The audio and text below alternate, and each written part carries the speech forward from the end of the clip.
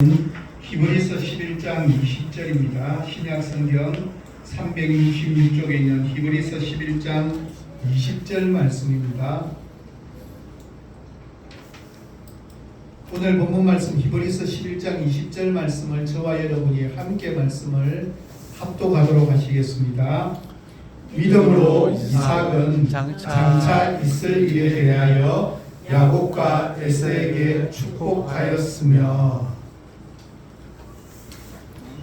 창세기에 등장하는 4명의 족장이 있습니다. 아브람, 이삭, 야곱, 요셉. 이 4명 가운데 가장 오래 산 사람이 이삭입니다. 180살을 살았습니다. 가장 오래 살았습니다.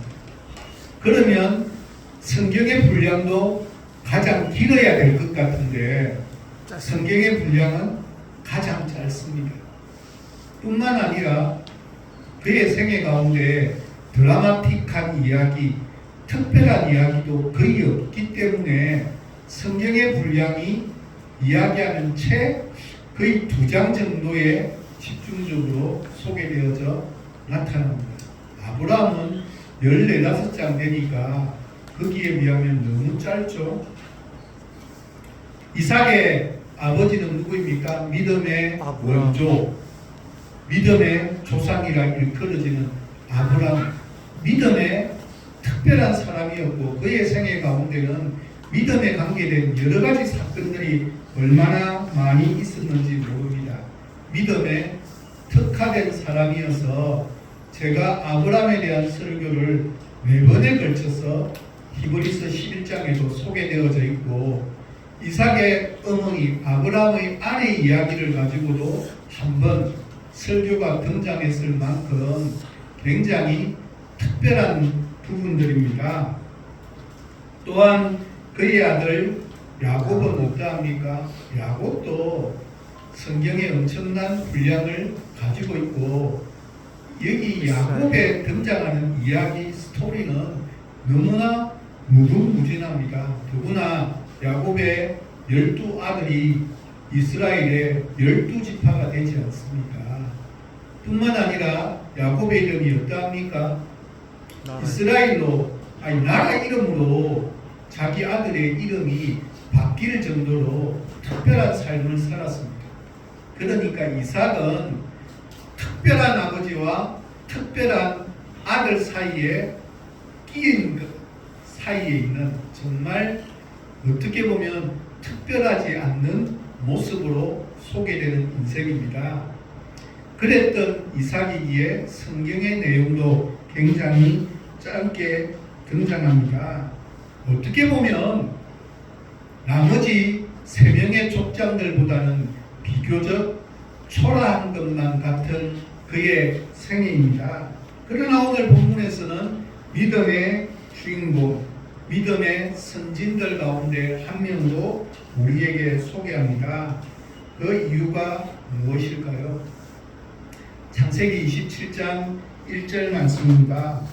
이삭이 나이가 많아 눈이 어두워 잘 보지 못하더니 맏아들 에서를 불러 이르되 내 아들아 하매 그가 이르되 내가 여기 있나이다 하니. 성경을 묵상할 때 기본적으로 문자적으로 해석합니다.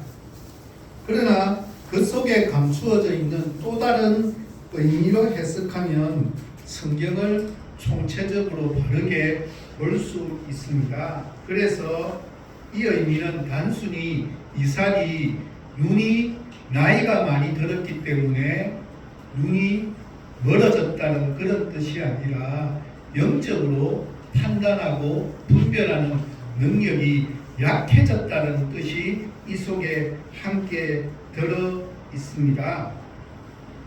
우리도 나이를 한 해 한 해 먹어감에 따라서 기력은 떨어질 수 있지만 영적인 분별력만큼은 결코 떨어져서는 안 되는 게 우리의 생애가 되어야 되지 않을까, 굉장히 중요한 부분이라고 생각해 봅니다.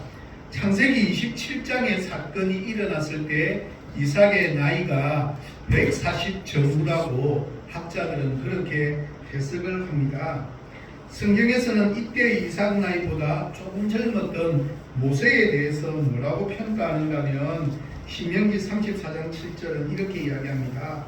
모세가 죽을 때 나이 120세였으나 그의 눈이 흐리지 아니하였고 기력이 쇠하지 아니하였더라. 모세와 비교해 볼 때 이삭에 대한 창세기 27장의 말씀은 이삭의 영적인 어두움을 잘 드러내는 표현이라 할 수 있습니다. 이삭의 영적인 어두움은 그의 삶에 여러 모양으로 영향을 미치는데 성경에서 그 예들을 쉽게 찾아볼 수가 있습니다. 먼저는 이삭의 아내 리브가가 에서와 야곱 쌍둥이를 가지게 되었을 때 아이들이 태 속에서 서로 싸웠습니다. 그때 리브가는 하나님의 뜻을 물어보기 시작했습니다. 창세기 25장 22절 말씀이 이렇게 이야기합니다. 그 아들들이 그의 태 속에서 서로 싸우는지라 그가 이르되 이럴 경우에는 내가 어찌할꼬 하고 가서 여호와께 묻자온대. 이때 하나님께서 대답하십니다. 창세기 25장 23절입니다. 여호와께서 그에게 이르시되 두 국민이 내 태중에 있구나. 두 민족이 내 복중에서부터 나누이리라.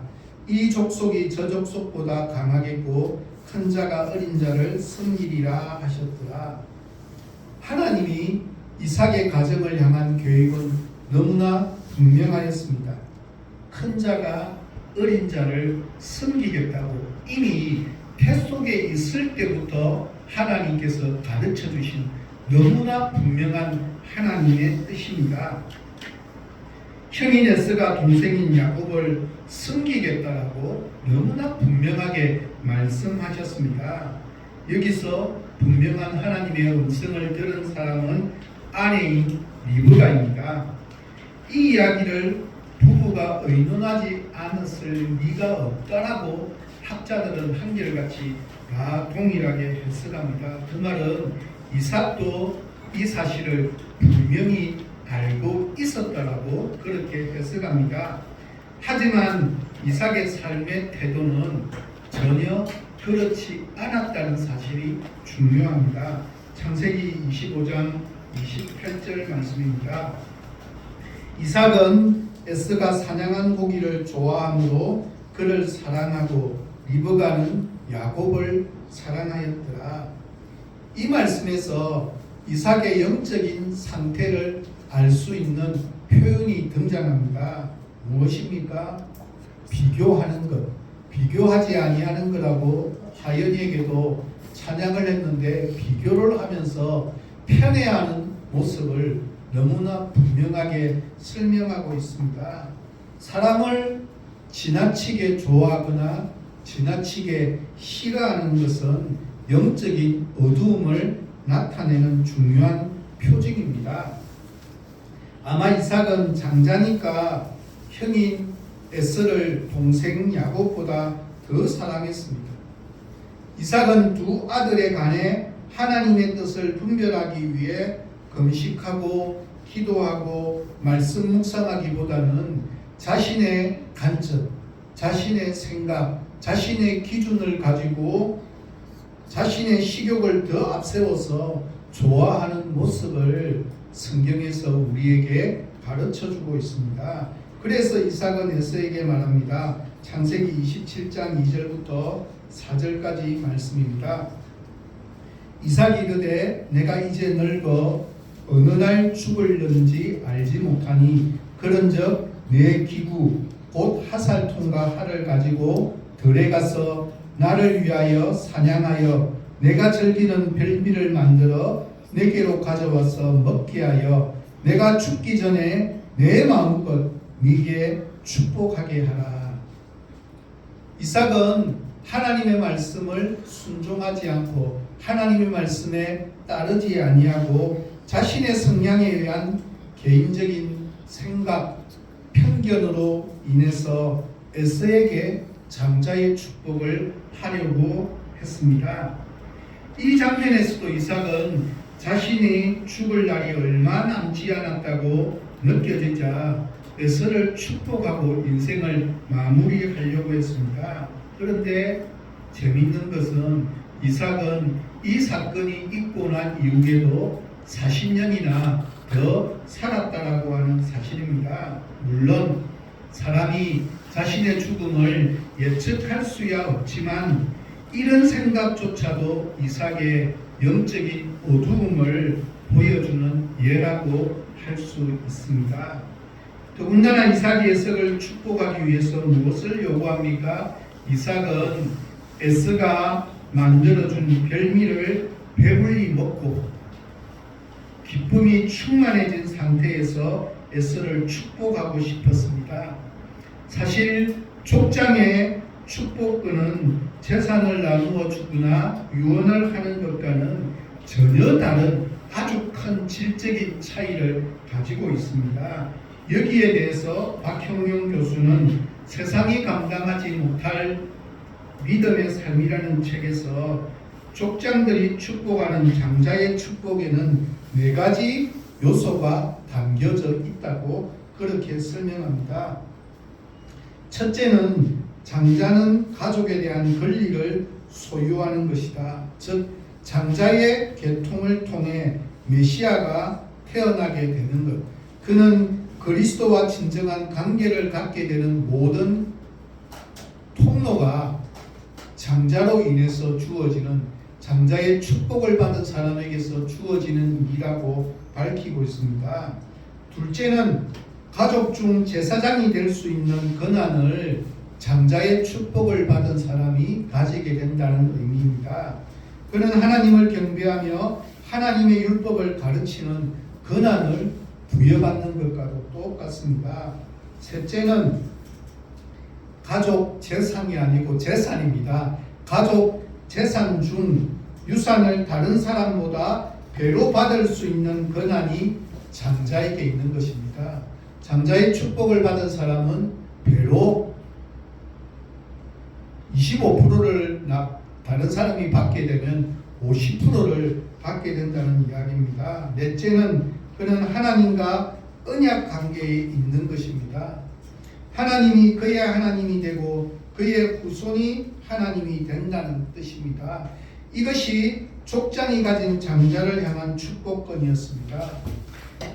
자녀에 대한 궁극적인 축복은 훗날 자녀의 후손으로 예수 그리스도의 계보가 오심으로써 온 열방이 복을 받게 되는 것이고, 가나안 땅에 대한 축복은 가나안이 상징하는 하나님의 나라에 대한 복을 비는 기도입니다. 얼마나 영적이고 신령한 복입니까? 그런데 이것을 어떤 방식으로 하겠다는 것입니까? 내가 좋아하는 음식을 해주는 그 아들을 통해서 그 별미를 실컷 먹고 배가 부른 후에 그 기쁨을 가지고 복을 빌겠다고 이삭이 말하고 있는 것입니다.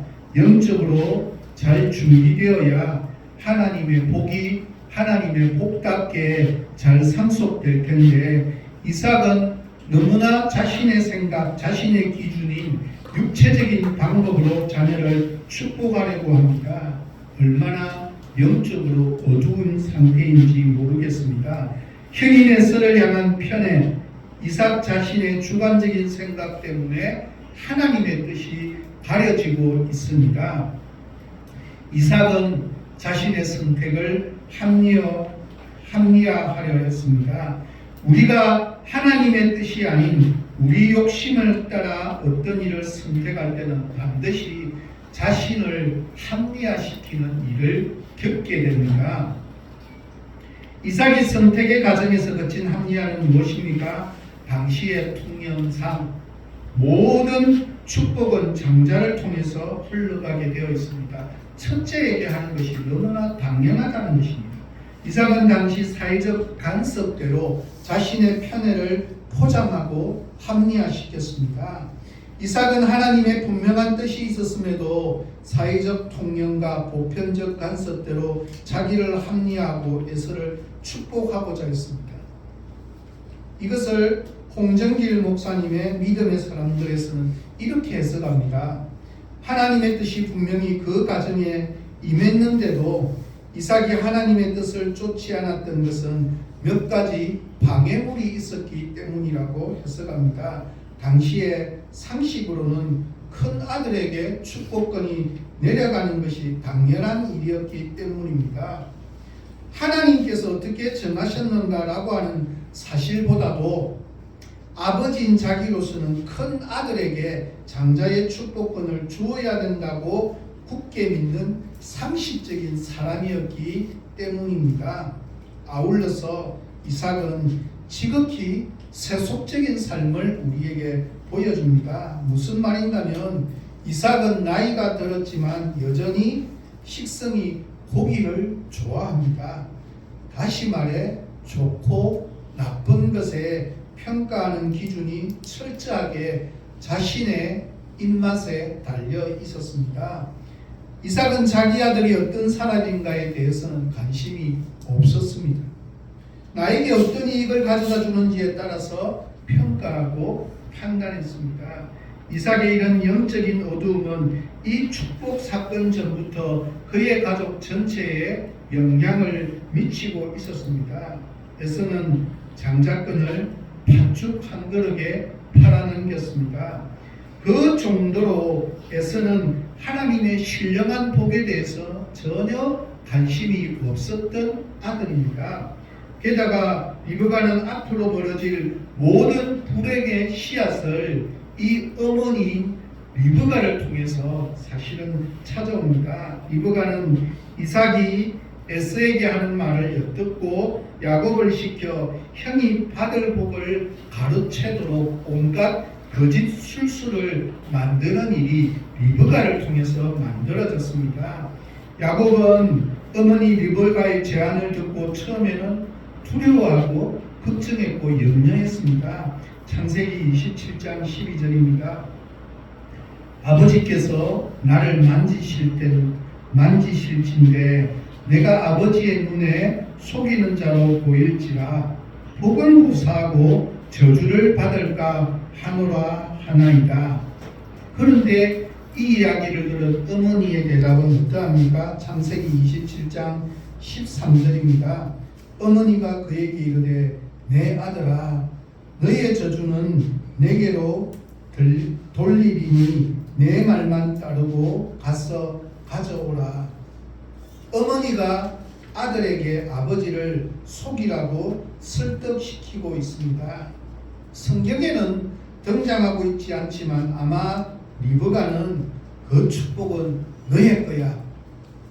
하나님께서 나에게 말씀하셔서 하나님이 전에 그렇게 말씀하셨고 지난번에 팥죽 한 그릇을 가지고 너가 장자권을 사지 않았느냐고 야곱을 회유했을 것이 분명합니다. 거기다 리브가는 저주를 받을까 두려워하는 야곱에게 저주는 자신이 대신 받겠다라고까지 그렇게 말합니다. 자신감 없었던 야곱은 어머니의 이 말을 듣고 용기를 내어서 어머니가 시키는 그대로 그 결정에 따라서 순응했습니다. 이 부분에서 혹시 이렇게 생각하지 않습니까? 야, 그래도 형 에스보다 동생 야곱이 훨씬 낫지 않는가?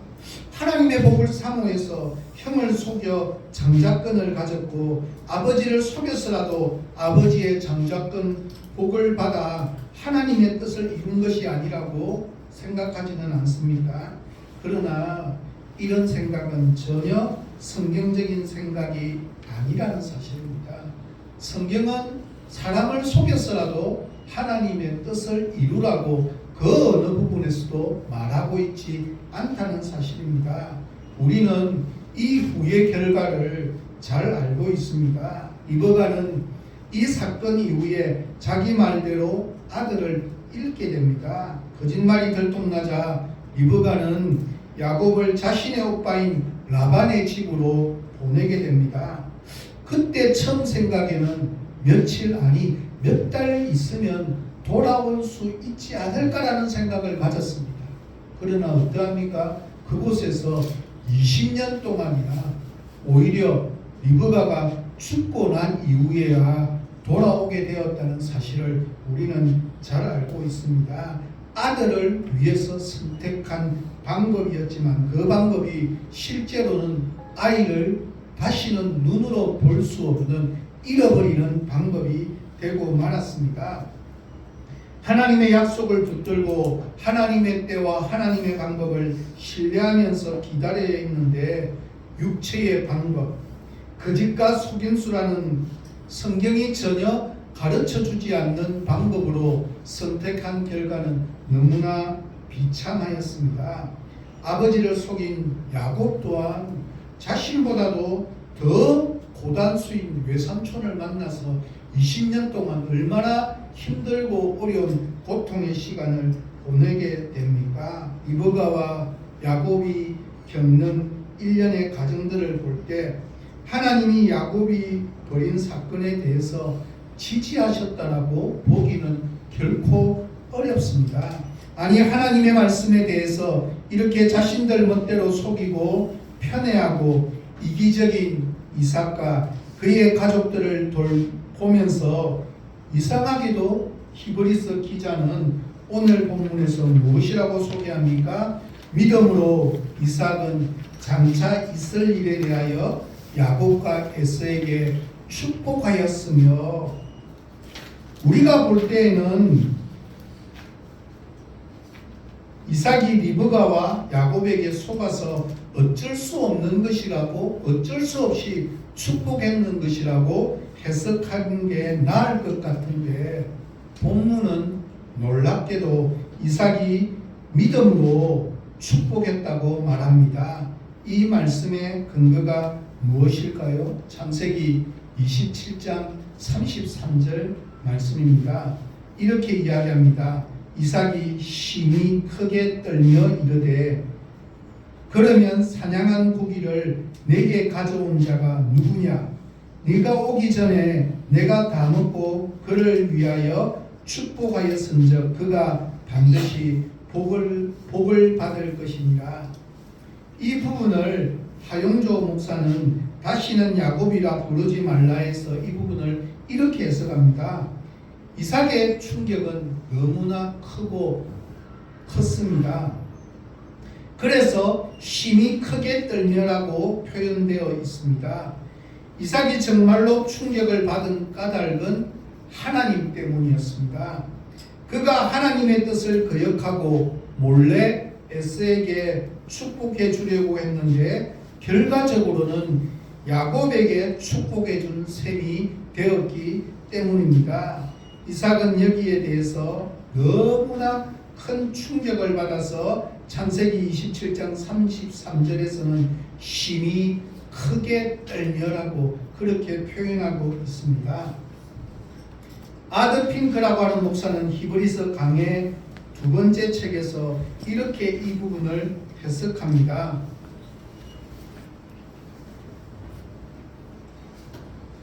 이때가 이삭의 육신의 자아가 깨어지고 하나님의 뜻을 깨닫는 충격적인 각성의 순간이다 라고 그렇게 해석합니다. 무슨 표현인가 하면 이때까지 자신이 가지고 있던 삶의 틀이 얼마나 잘못되었는지를 깨닫게 되는 결정적인 계기가 된 표현, 그것이 심히 크게 떠는 순간에 하나님을 직접 만나는 그런 시간이 되었다는 뜻입니다. 하종구 목사도 결국엔 믿음이 이긴다 해서 이렇게 해석합니다. 편애적인 생각과 세상의 기준으로 영적인 눈과 마음이 다 가리워졌던 이삭이 자신의 축복의 대상인 야곱인 것을 알았을 때 어떤 것이 깨달아졌을까요? 하나님의 계획과 하나님의 간섭하신 하나님의 이 일을 정말 주도하신다는 사실을 깨닫게 되었습니다.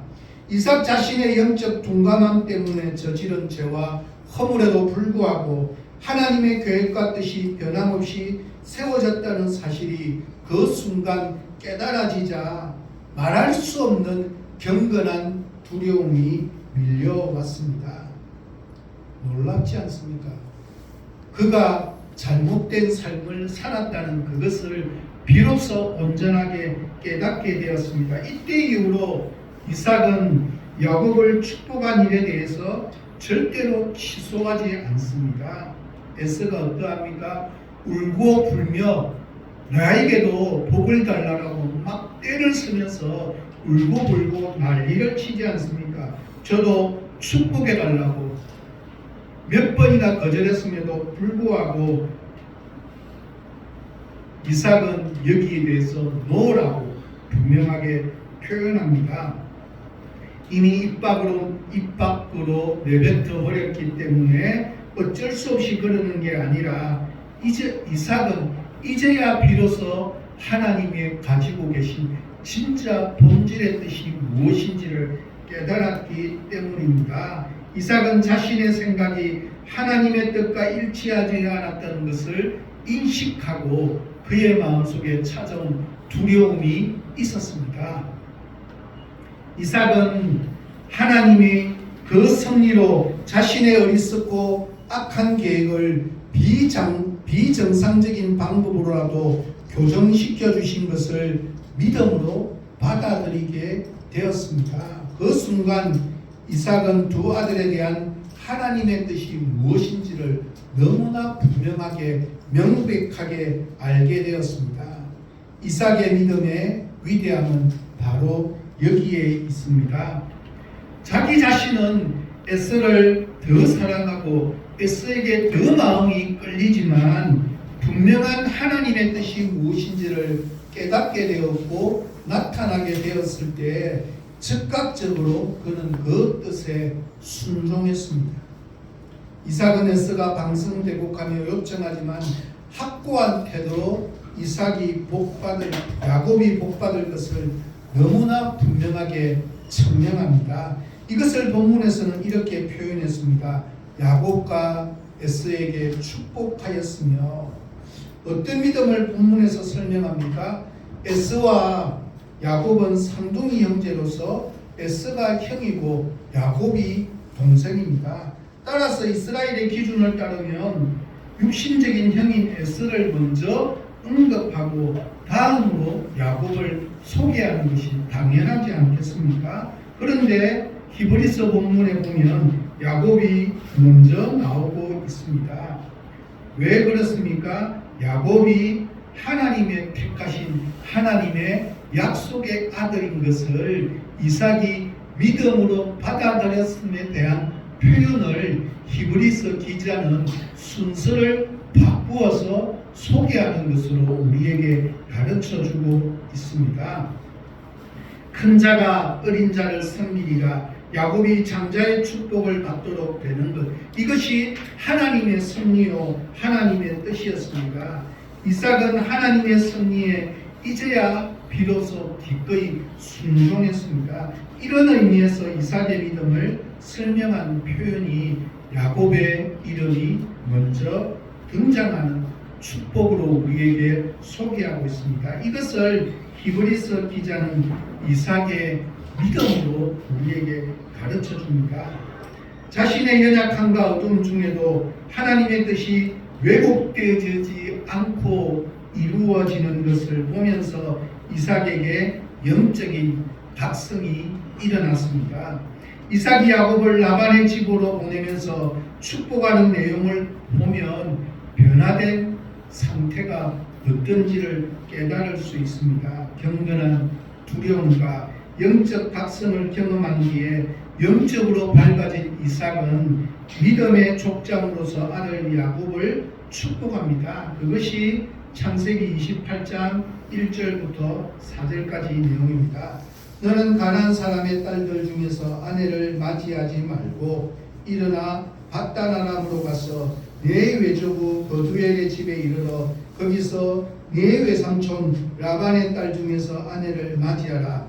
전능하신 하나님이 네게 복을 주시어 네가 생육하고 번성하게 하여 네가 여러 족속을 이루게 하시고 아브라함에게 허락하신 복을 네게 주시되 너와 함께 네 자손에게도 주사 하나님이 아브라함에게 주신 땅 곧 네가 거류하는 땅을 네가 차지하게 하시기를 원하노라.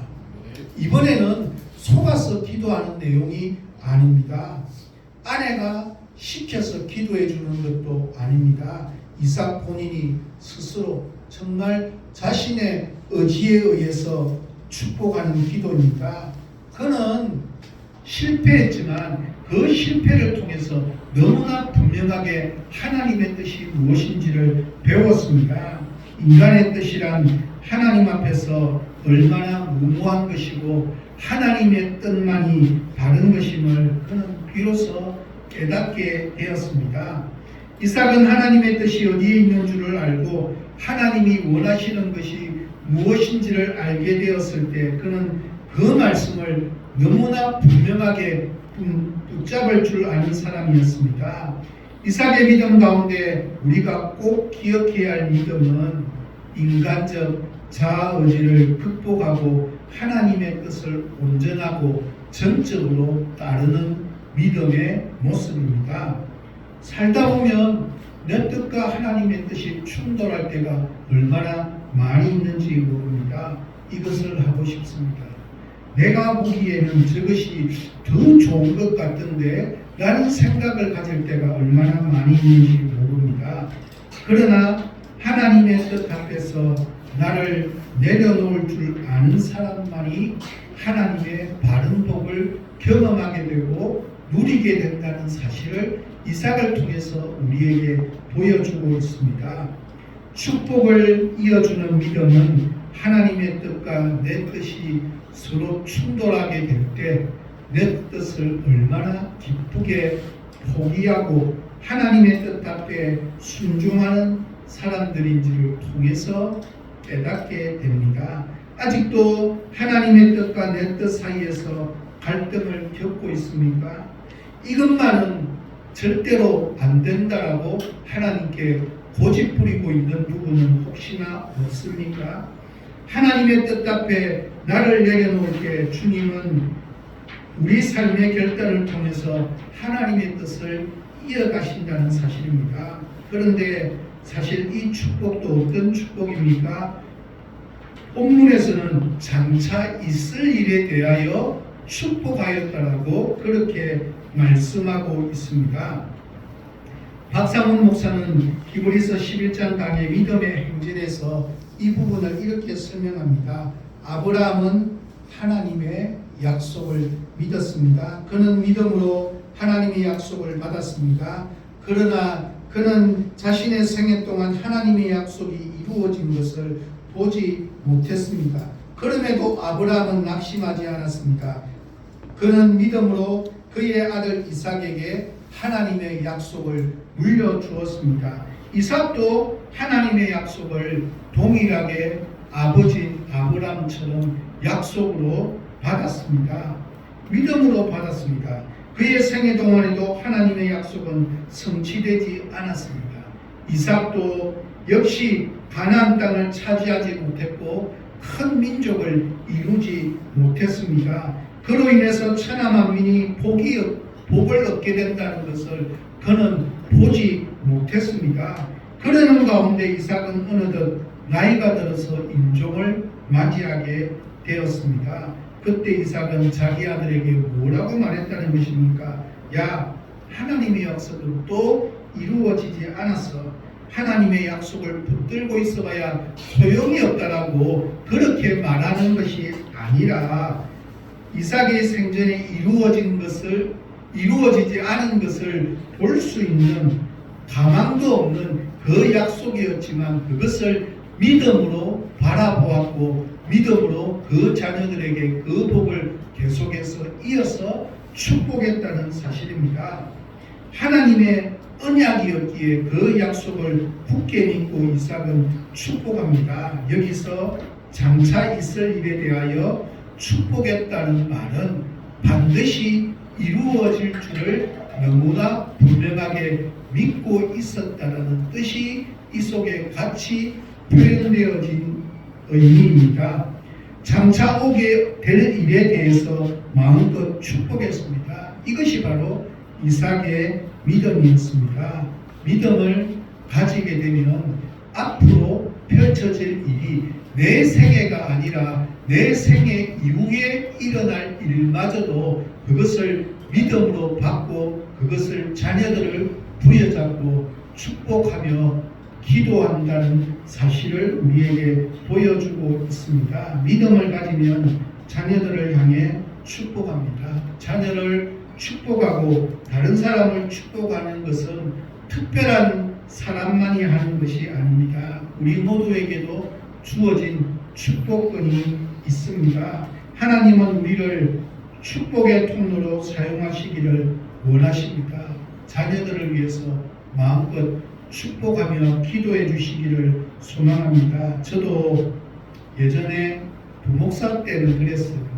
새벽 기도를 마치고 난 뒤에 와가지고 집에 가면 아이가 자고 있으면 이마에 손을 올리고 기도해 주었던 것이 너무나 많이 생각납니다. 그래서 같이 안 살면 기도 못 해주는 걸까요? 그게 아니라 지금은 머리에 손을 올리고 기도해 주지 못한다 할지라도 자녀를 위해서 매일같이 기도하는 것만큼은 잊지 아니하는 것이 믿음의 축복권을 가진 사람으로서 당연하게 가져야 되는 믿음의 모습임을 우리는 꼭 기억해야 합니다. 우리 교회 성도님들도 자녀들을 위해서 믿음으로 마음껏 축복했으면 좋겠습니다. 그것이 무엇입니까? 믿음을 가진 사람들만이 누릴 수 있는 너무나 귀하고 아름다운 복을 이삭을 통해서 우리에게 다시 한 번 더 가르쳐주고 있는 내용입니다. 저는 이제 말씀을 마무리합니다. 이삭의 아버지인 아브라함의 생애는 믿음의 영웅적인 모습을 보여줍니다. 이삭의 아들인 야곱의 생애는 휘황찬란한 생애, 드라마틱한 삶을 보여줍니다. 그에 비해서 이삭의 생애는 너무나 평범한 생애이고 뭔가 특별한 것이 없는 무색, 무치한 것 같은 특별한 것이 없는 삶의 모습처럼 보입니다.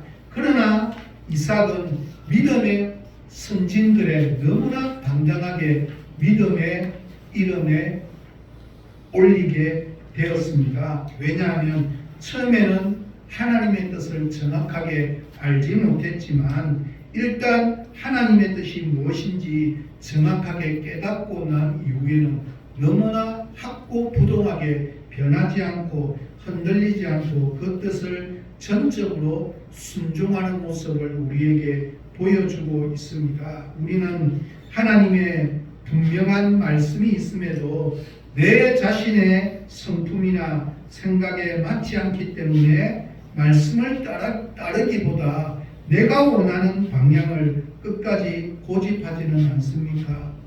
혹시나 나의 편견과 고집으로 일을 처리하다가 하나님의 뜻이 나타나면 곧 굴복할 마음의 제사가 되어 있는지에 대해서 우리는 끊임없이 질문하고 물어보아야 됩니다. 이것이 정말 하나님께서 기뻐 원하시는 뜻일까에 대해서 우리는 듣고 우리의 마음이 움직일 수 있어야 합니다. 인간의 의지가 약해서 믿음의 결심들이 약해질 수는 있겠지만 믿음의 토대 위에 굳건히 선 사람들은 지금 당장이 아니 장차 있을 일에 대하여 소망을 품고 그것을 가슴에 끌어안고 기도하며 자녀들에게도 축복하며 나아가는 사람들입니다. 우리도 믿음으로 장차 올 일에 대하여 꿈을 품고 살아가기를 소망합니다.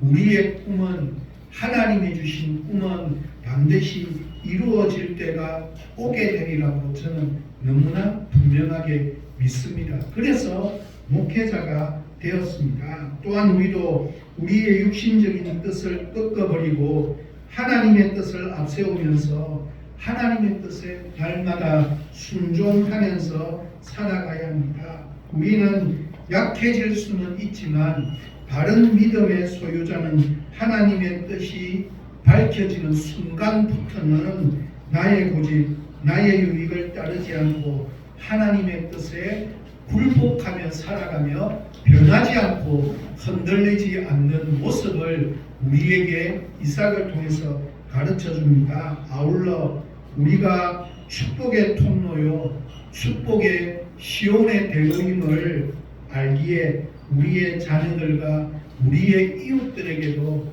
마음껏 축복하는 기도, 저주의 기도는 결코 바른 기도가 아니라고 생각합니다. 기도는 축복의 기도가 바른 기도입니다. 그래서 우리 자녀들과 우리의 이웃들과 우리의 성도들 한 분 한 분을 마음에 품고 축복하는 기도, 믿음으로 드리는 기도로 말미암아서 그 기도가 들어 응답되어지는 역사가 우리의 살아가는 삶 가운데 맛보게 하시고 경험하게 하시는 하나님의 놀라운 은혜를 마음껏 맛보게 되고 누리게 되는 귀하고 복된 남은 생애가 되시기를 예수 그리스도의 이름으로 간절히 부탁드립니다. 함께 기도하도록 하겠습니다. 좋으신 하나님, 오늘도 믿음으로 이삭이 어떤 믿음을 가지고 순종하며 살았는지를 살펴보게 됩니다. 믿음으로 이삭은 자신이 살아왔던 자신의 삶의 잘못된 부분을 깨닫는 순간 전적으로 하나님의 말씀의 뜻대로 순종하는 삶의 모습으로 변화된 모습을 우리도 발견하게 됩니다. 우리